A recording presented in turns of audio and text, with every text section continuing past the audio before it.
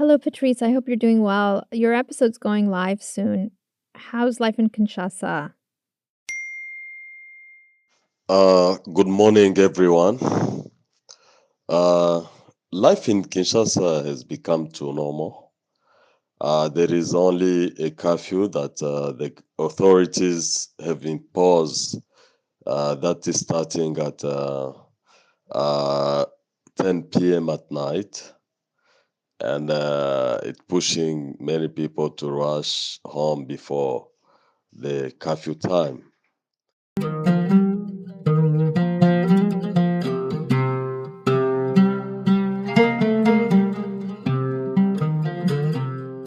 Welcome to On Spec, where you'll hear stories that bring you closer to the globe. I'm your host, Fariba Nawa. In this season, we took you on deep dives into the world of fake news and met people on both sides of the information divide. Then we brought them face to face to talk and see if they could find common ground. It's been quite a ride from Turkey to Hong Kong. In this last episode, we dropped the debate and focused on the impact of fake news on everyday lives. Congolese journalist Patrice Chitera takes you to Kinshasa, the capital of the Democratic Republic of Congo in Africa.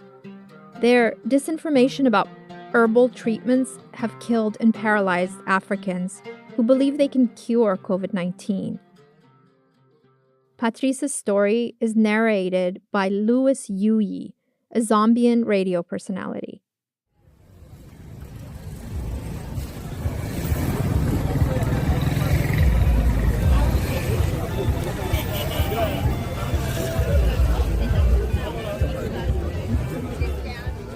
If you want to get herbal plants to cure illnesses in Kinshasa, you come here to a roundabout full of outdoor markets and bars. Vendors sell Congo bololo in baskets and carts. It's a herb, a bitter-tasting leaf that can be used in foods like soups and meat stews, or even for brewing beer. It works for malaria, bacterial stomach infections, other flus, and even diabetes. But in these pandemic days, the Congolese are taking Congo bololo as medicine to prevent COVID-19.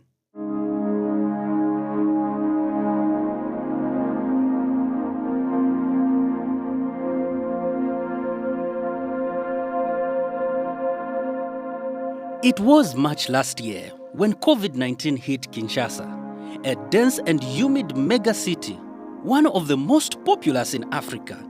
13 million people live here. Many of them didn't believe it was a real disease at first. They thought it was a hoax. I myself have been sick more than 4 times during this period of coronavirus, but I treated myself, and I assure you that coronavirus has nothing to do with it. This man told an Al Jazeera reporter what so many others were saying in the beginning of the pandemic. Many in sub-Saharan Africa believed this was a white man's disease and black people would not be affected. As WHO Director General said, we are not just fighting an epidemic, we are also fighting an infodemic. So, what was he talking about? Well, there is so much information about COVID-19 out there that sometimes I don't know what and who to believe.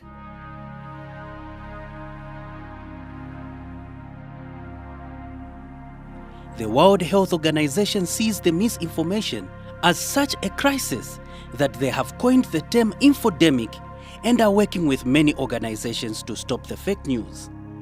Even the first registered COVID-19 patient, Faustin Fitika, lied to the media, saying the government had paid him to fall sick and say it was COVID. Faustin had come to Kinshasa from France with the virus. It's hard to understand why he would make up such a lie when doctors later showed proof of his positive COVID-19 test. Maybe it was because of the stigma COVID-19 brought with it. Health workers went out to the streets and door to door to educate people about COVID-19. They told them to wear masks and sanitize. But they faced an uphill battle of misinformation from traditional healers. When the skeptics finally realized COVID-19 might be real, the healers were telling people our herbal treatments would solve the health crisis. Suddenly, there was a rush of hawkers and sellers of Congo Bololo. They cleared out the bushes where the herbs grow around the city and sold them in residential areas. Even vegetable sellers abandoned their usual greens to sell Congo Bololo. Those who watch French media in this country saw the famed French doctor Didier Raoult tout chloroquine. That's the medication used to treat malaria. But Dr. Raoult said it also works for COVID-19 patients. That's the way Congo Bololo rose in popularity. It's also used to treat malaria. So, why not COVID-19?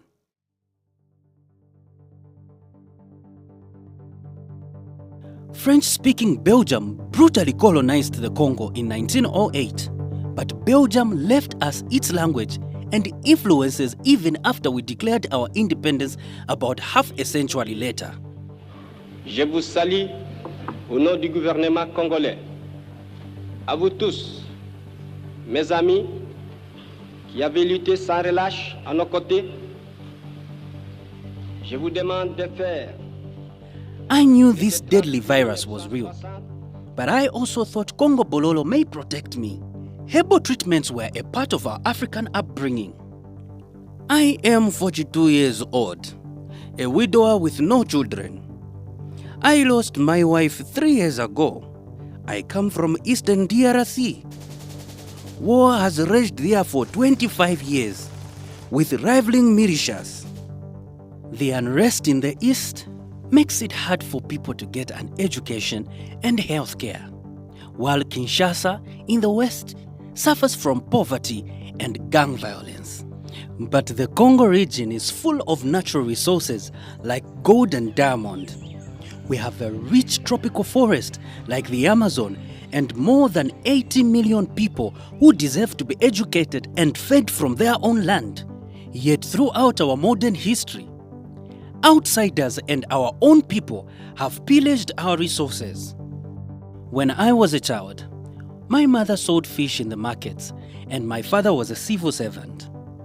I used to sell paraffin and peanuts to buy my school supplies and books. When the violence from the civil war reached my town, I escaped to Kenya and studied there. As an adult, I fell into journalism with BBC and later became a freelance reporter back in Kinshasa. But since the pandemic hit us, life has been unraveling. The economy is gutted and I've lost work opportunities. I can't pay my rent anymore, so I moved in with a friend. I help support my young siblings and retired parents, and I cannot afford to get sick with COVID-19, so I had to find ways to prevent it.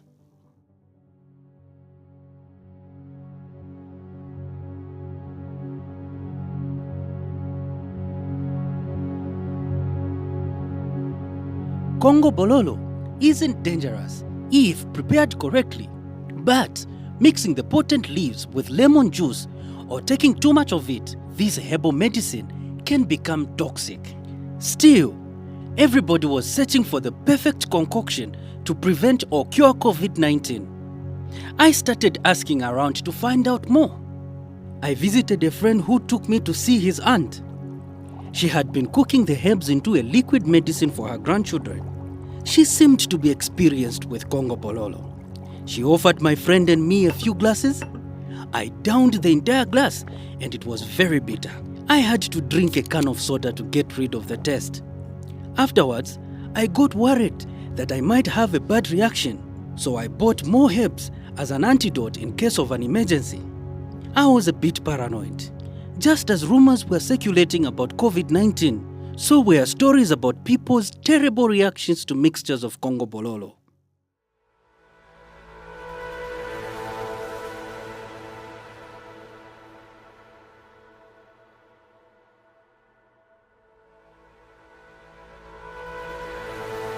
Nothing happened to me after taking the herbal cocktail, but I was lucky.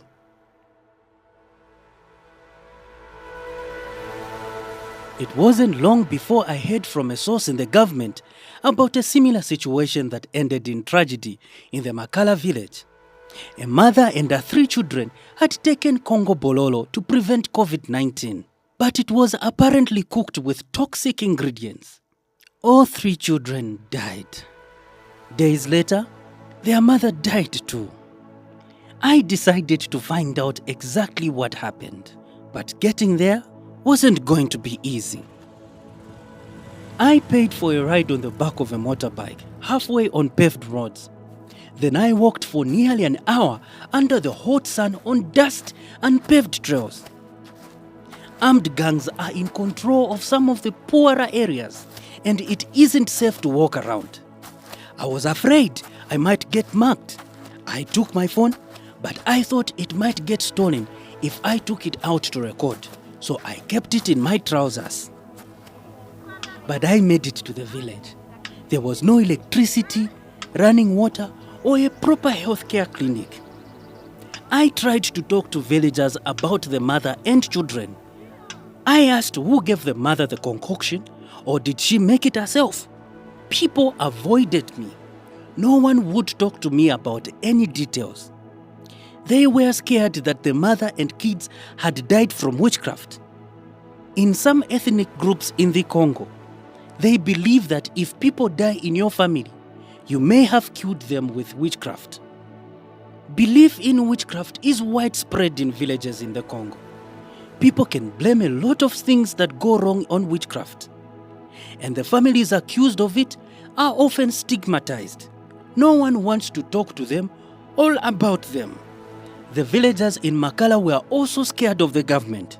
My government source told me that the father had fled the village, afraid he might be accused of something with the death of his wife and children. I tried to talk to the local prosecutor, but he also ignored me. I left disappointed that I made such a risky trip, but wasn't able to gather any real information. I wanted to know what had been in the Congo Bololo, and who had cooked it. Was it foul play, or just a tragic accident? I returned to the city wondering.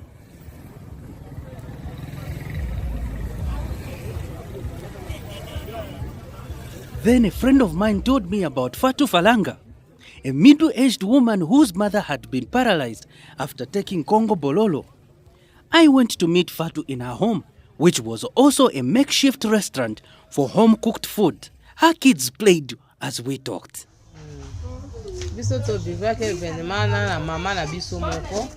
When Corona came, people said, "Oh yeah, you have to take Congo Bololo, it's for protection." My mother boiled water and put the Congo Bololo in the pot and left it boiling through the night. In the morning, she began drinking it as it got cold. She drank 2 big bottles of it. That same day, Fatu went to visit her mother, and she was complaining of dizziness. Fatu didn't think too much of it, considering her mother's old age and diabetes. She was 68, but later Fatu's sister called and said their mother was not able to speak and her legs and hands were not moving. We rushed her to the hospital. When we got there, her blood pressure rose. The doctor asked what we gave her, and we said nothing.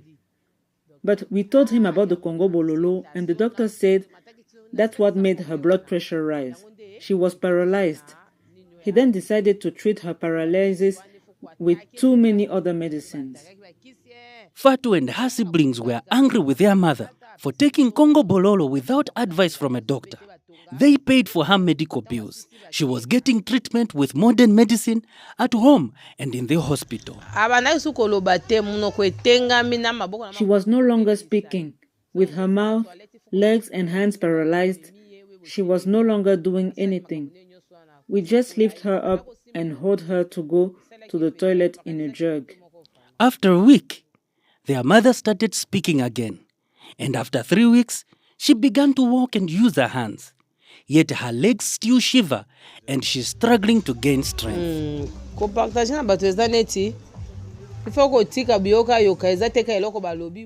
The lesson from my mother's experience to share with people is that people should stop listening and acting on rumors. Listen to the health workers' advice. That would be good advice if people trusted modern doctors and the health ministry. But people don't trust government officials. DRC has had a series of corrupt and violent leaderships. Celui qui est à la base de cette confusion. Oh, moni, à ça de communiquer mon co, il faut voir des députés qui sont en train de distiller des mensonges ou je ne sais quoi. This is Leonie Nembalemba, a popular media pundit in Kinshasa. He is known as Papa Moulier, who claims to speak up for the downtrodden. Leon owns the Moulier Media Group, TV and radio stations that people here widely consume. He says the health minister is lying about the pandemic and he isn't taking the safety measures he's advising others to do. Leon is known for his sensational fake news. A famous example is a video series he did where local men were filmed in markets claiming their penises had disappeared.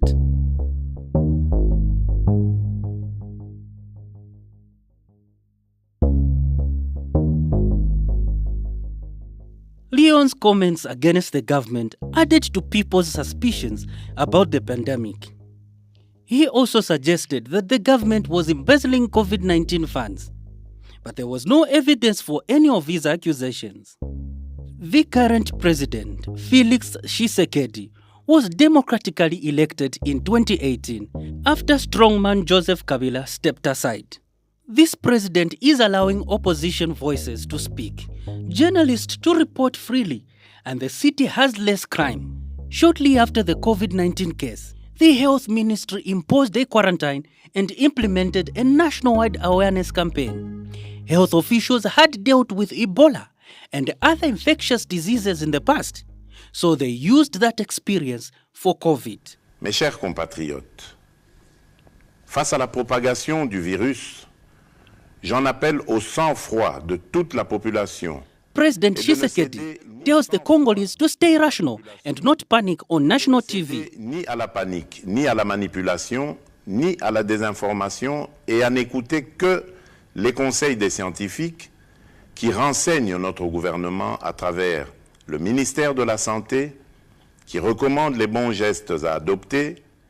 He says don't be manipulated by disinformation and listen only to scientists who advise our government. We have some renowned scientists. You might have heard of Jean-Jacques Muyembe, head of DRC's Disease Control Center. Muyembe, a virologist, discovered the Ebola virus in 1976 and won awards. His work has been featured worldwide. He's managing DRC's COVID-19 response.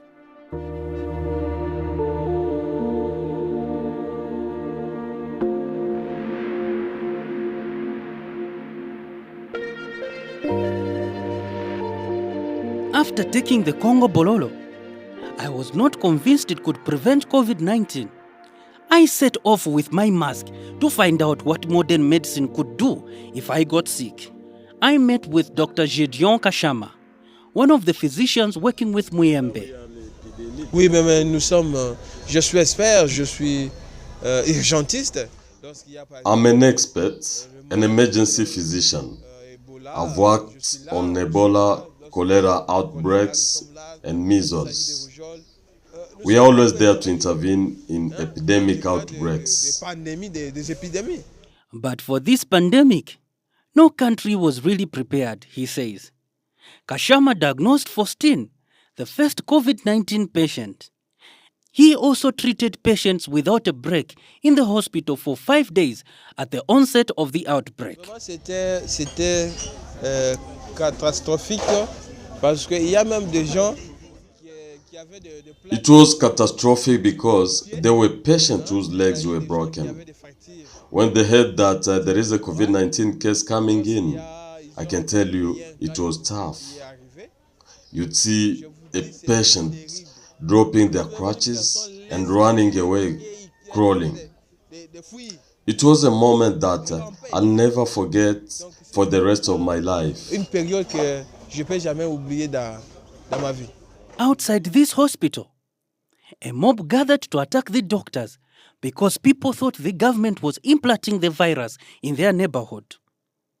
It was more disinformation spread through rumors. Nous étions entre la vie et la mort. I can tell you that we were between life and death. We were locked in there. We were afraid that we could be murdered. Because no one could come into the unit, we only had water to drink. We thought if we leave, we could be killed. If we try, people outside will shout, hey, look at the corona people are there. We kept locking ourselves in. It was discouraging to see our hard work was being met with threat from the people. The government sent security and food to the hospital, where Faustine and Dr. Gideon were isolating. I asked why Faustine lied about COVID-19. I've established that he has paranoia, he has mental health problems. Because of COVID-19 complications, there are some traumas. Meanwhile, the continuing quarantine angered people because they lost their income. People did not understand the necessity of shutting down businesses. When cases dropped, the government opened up again, but the economic damage is deep.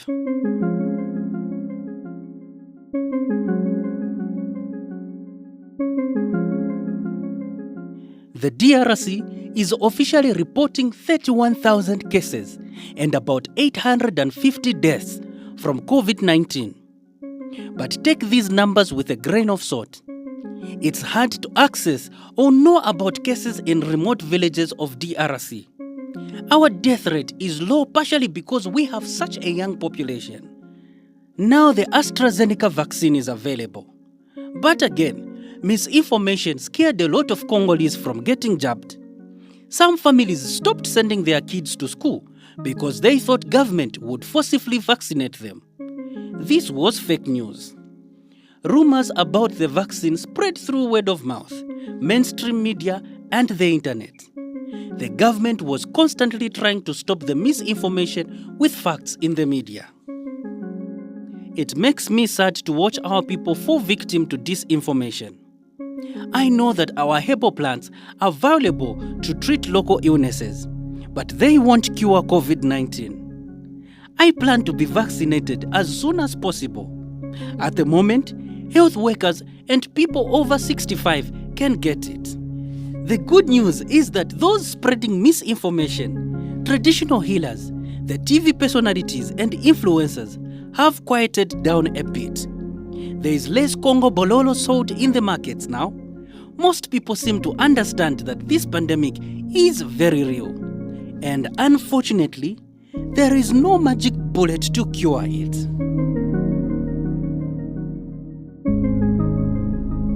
For On Spec, this is Louis Yui, narrating for Patrice Chitera in Kinshasa.